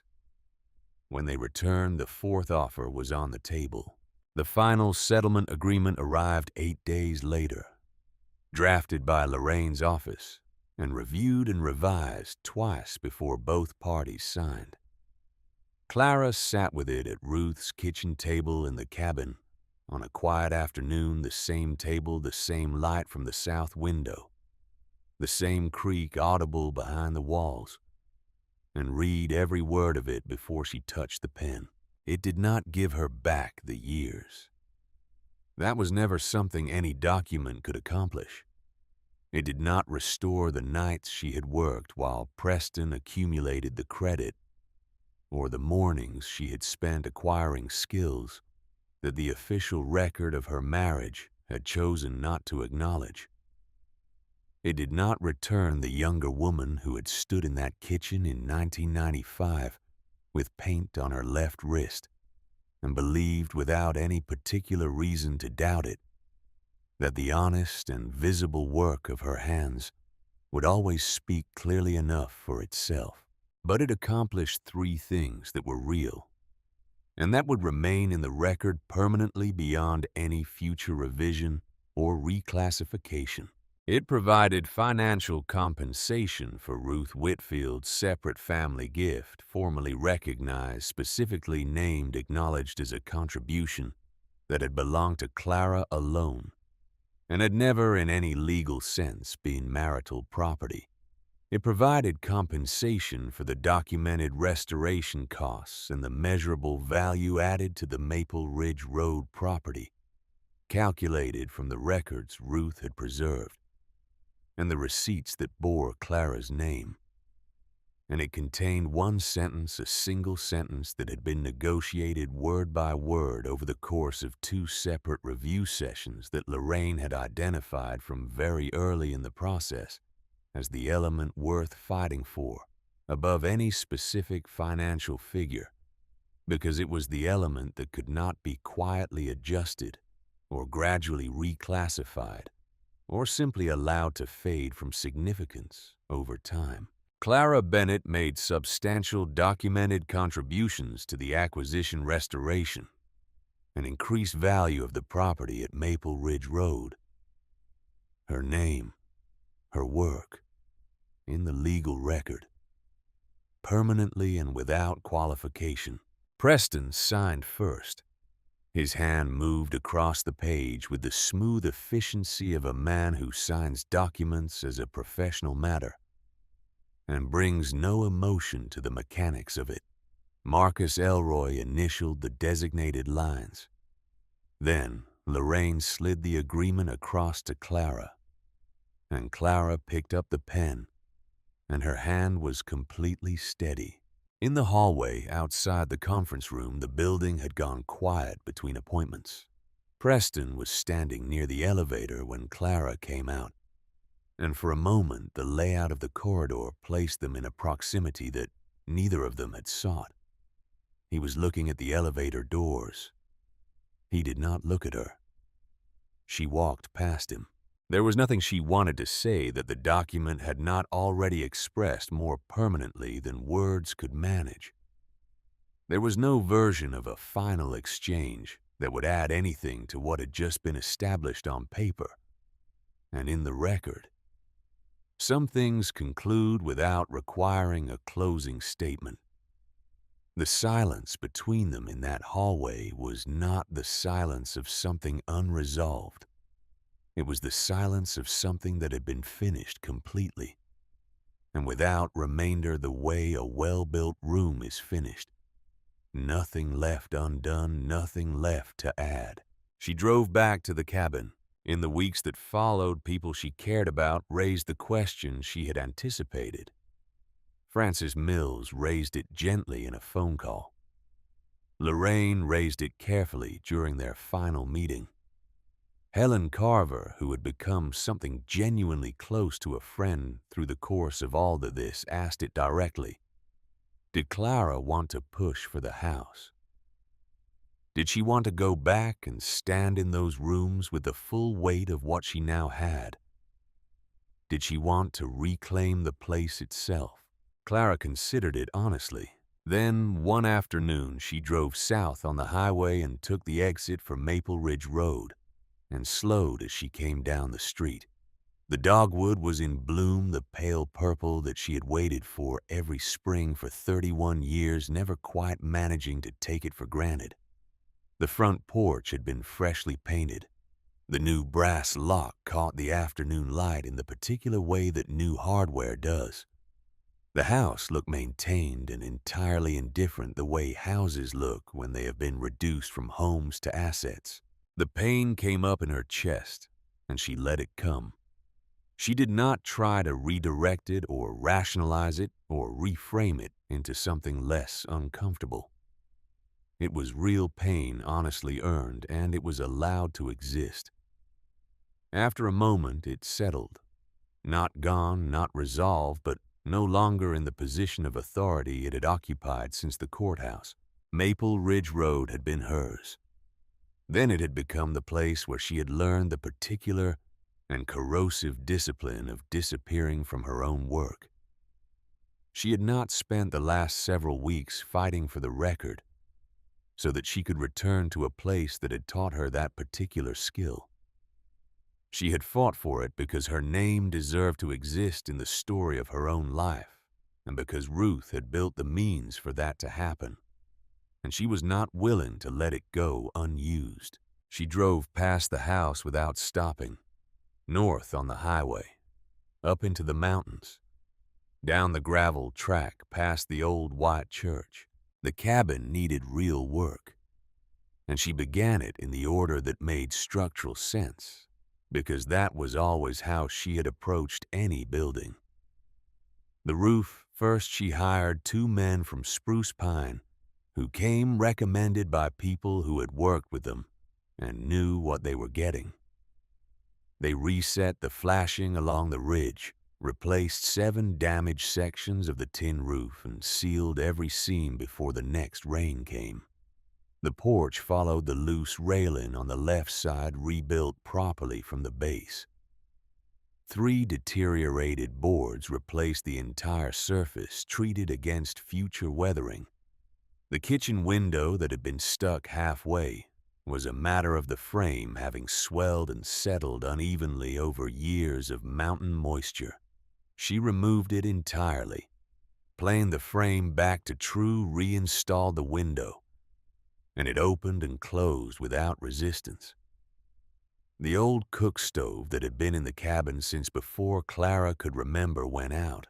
She replaced it with a cast iron unit that was neither expensive nor new, but was solid and would function correctly for 40 years with proper care, which she intended to provide. She used the settlement carefully and deliberately, not to make the cabin into something other than what it had always been, but to make it fully and durably what it was. Ruth's kitchen table she sanded by hand with 4 progressively finer grits, and finished with a penetrating oil that fed the wood from within without filling the grain. And when the work was done, every scar and ring and crescent-shaped burn mark was still visible on the surface, still present, still part of what the table was. She had considered whether to try to remove them, and had decided against it, and not only because the work would have been technically demanding. They were the record of the table's history. A record was not a flaw. She had learned that lesson recently enough that it still felt new.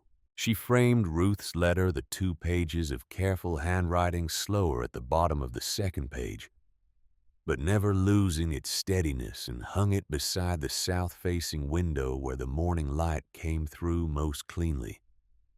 She transferred the tin box to a fireproof lockbox she purchased in Burnsville. She did not conceal it. She protected it.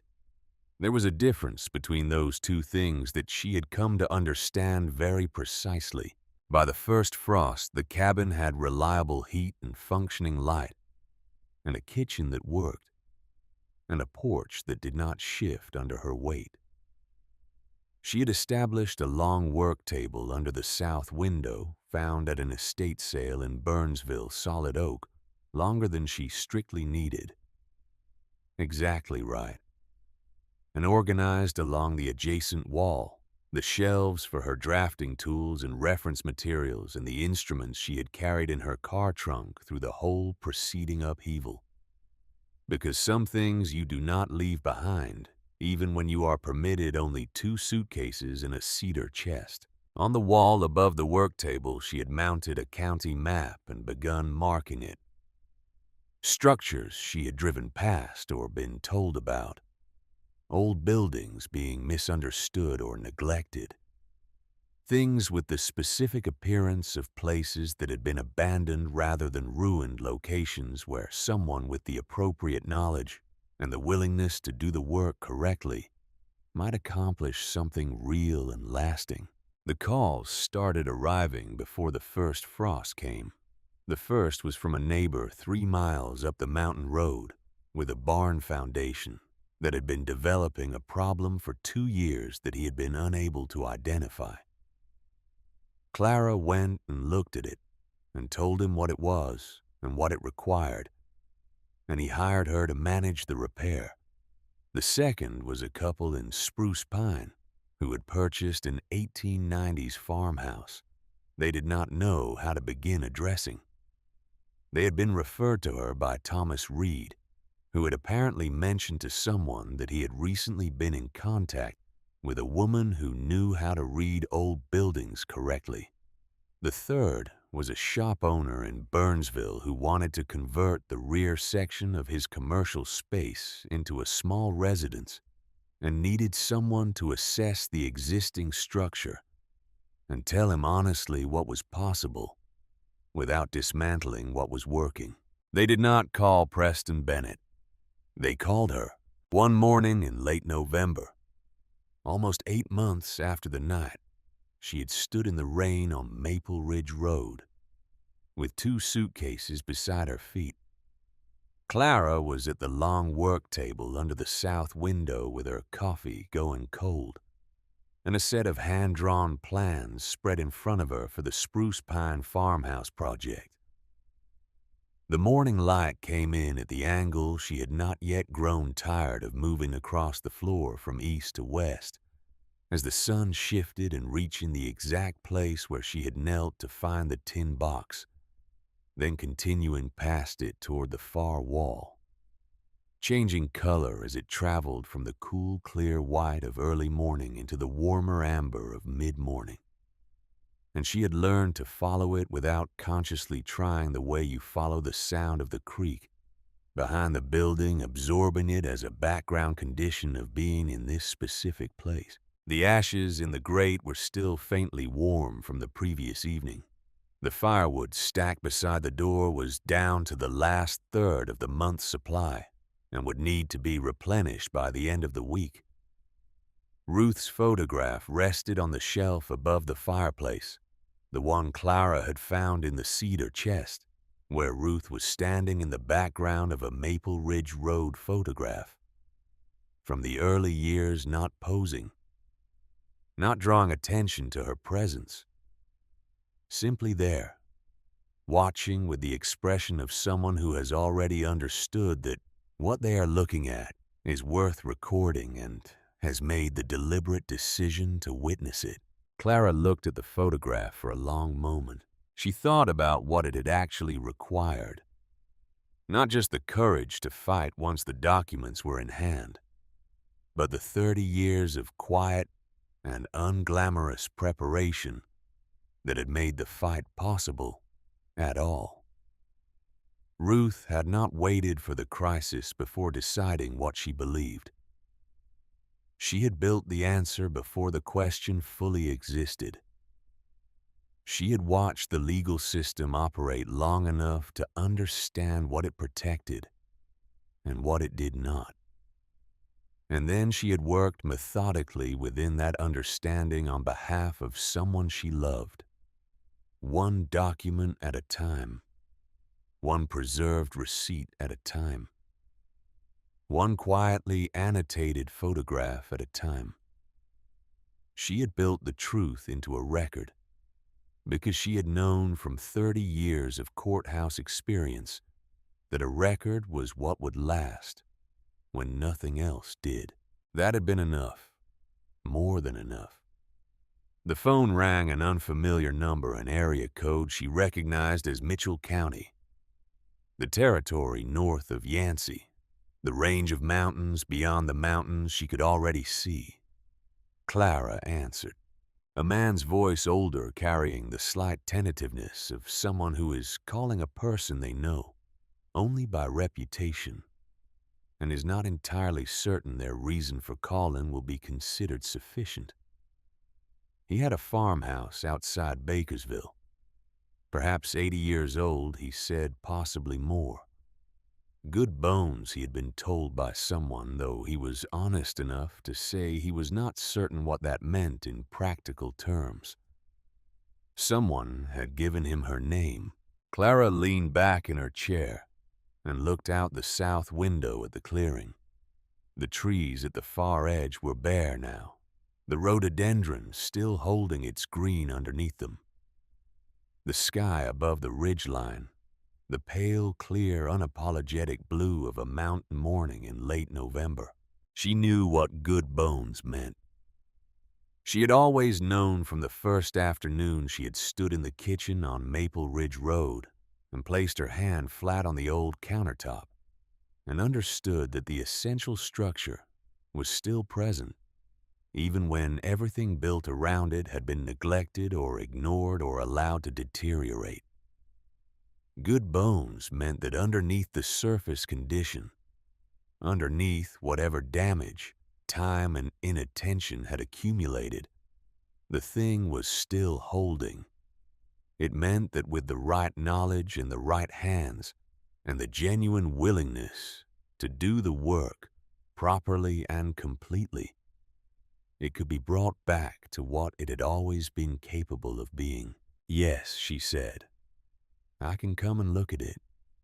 She wrote down the address, set the phone on the table beside the spruce pine plans, and went back to the morning's work. The creek ran steadily behind the cabin. The light continued its slow arc across the floor.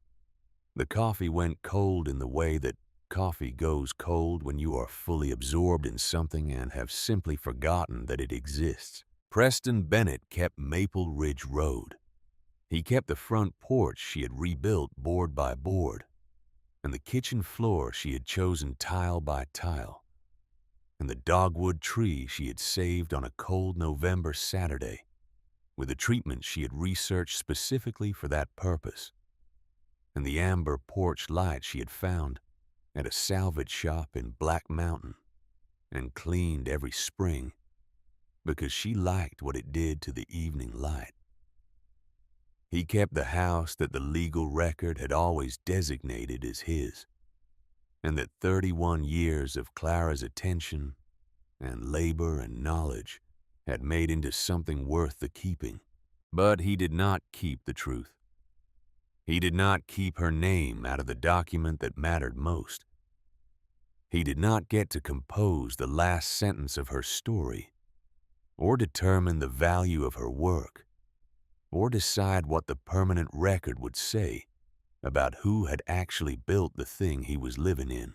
Ruth Whitfield had ensured that, not through sentiment and not through hope, but through 30 years of watching the legal system protect whatever the paperwork said, and then building the paperwork that said the right thing on the right date, in the right form, and keeping it safe in the one place that Preston Bennett had never thought to look.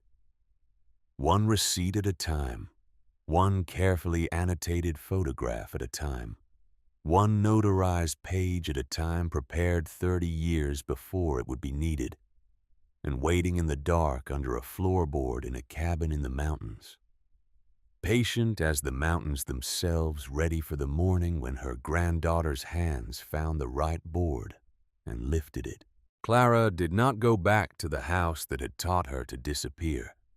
She built her life in the place that had remembered her first, in a cabin with a scarred table and a south-facing window, and a floor with one board that lifted easily when you knew exactly where to find it, in the mountains of North Carolina, where the ridgelines held their shape through every season, and the creeks moved over stone without any interest in what the legal record said, and where the work that a person's hands could do remained when everything else had been contested and decided and signed and filed the most permanent thing there was.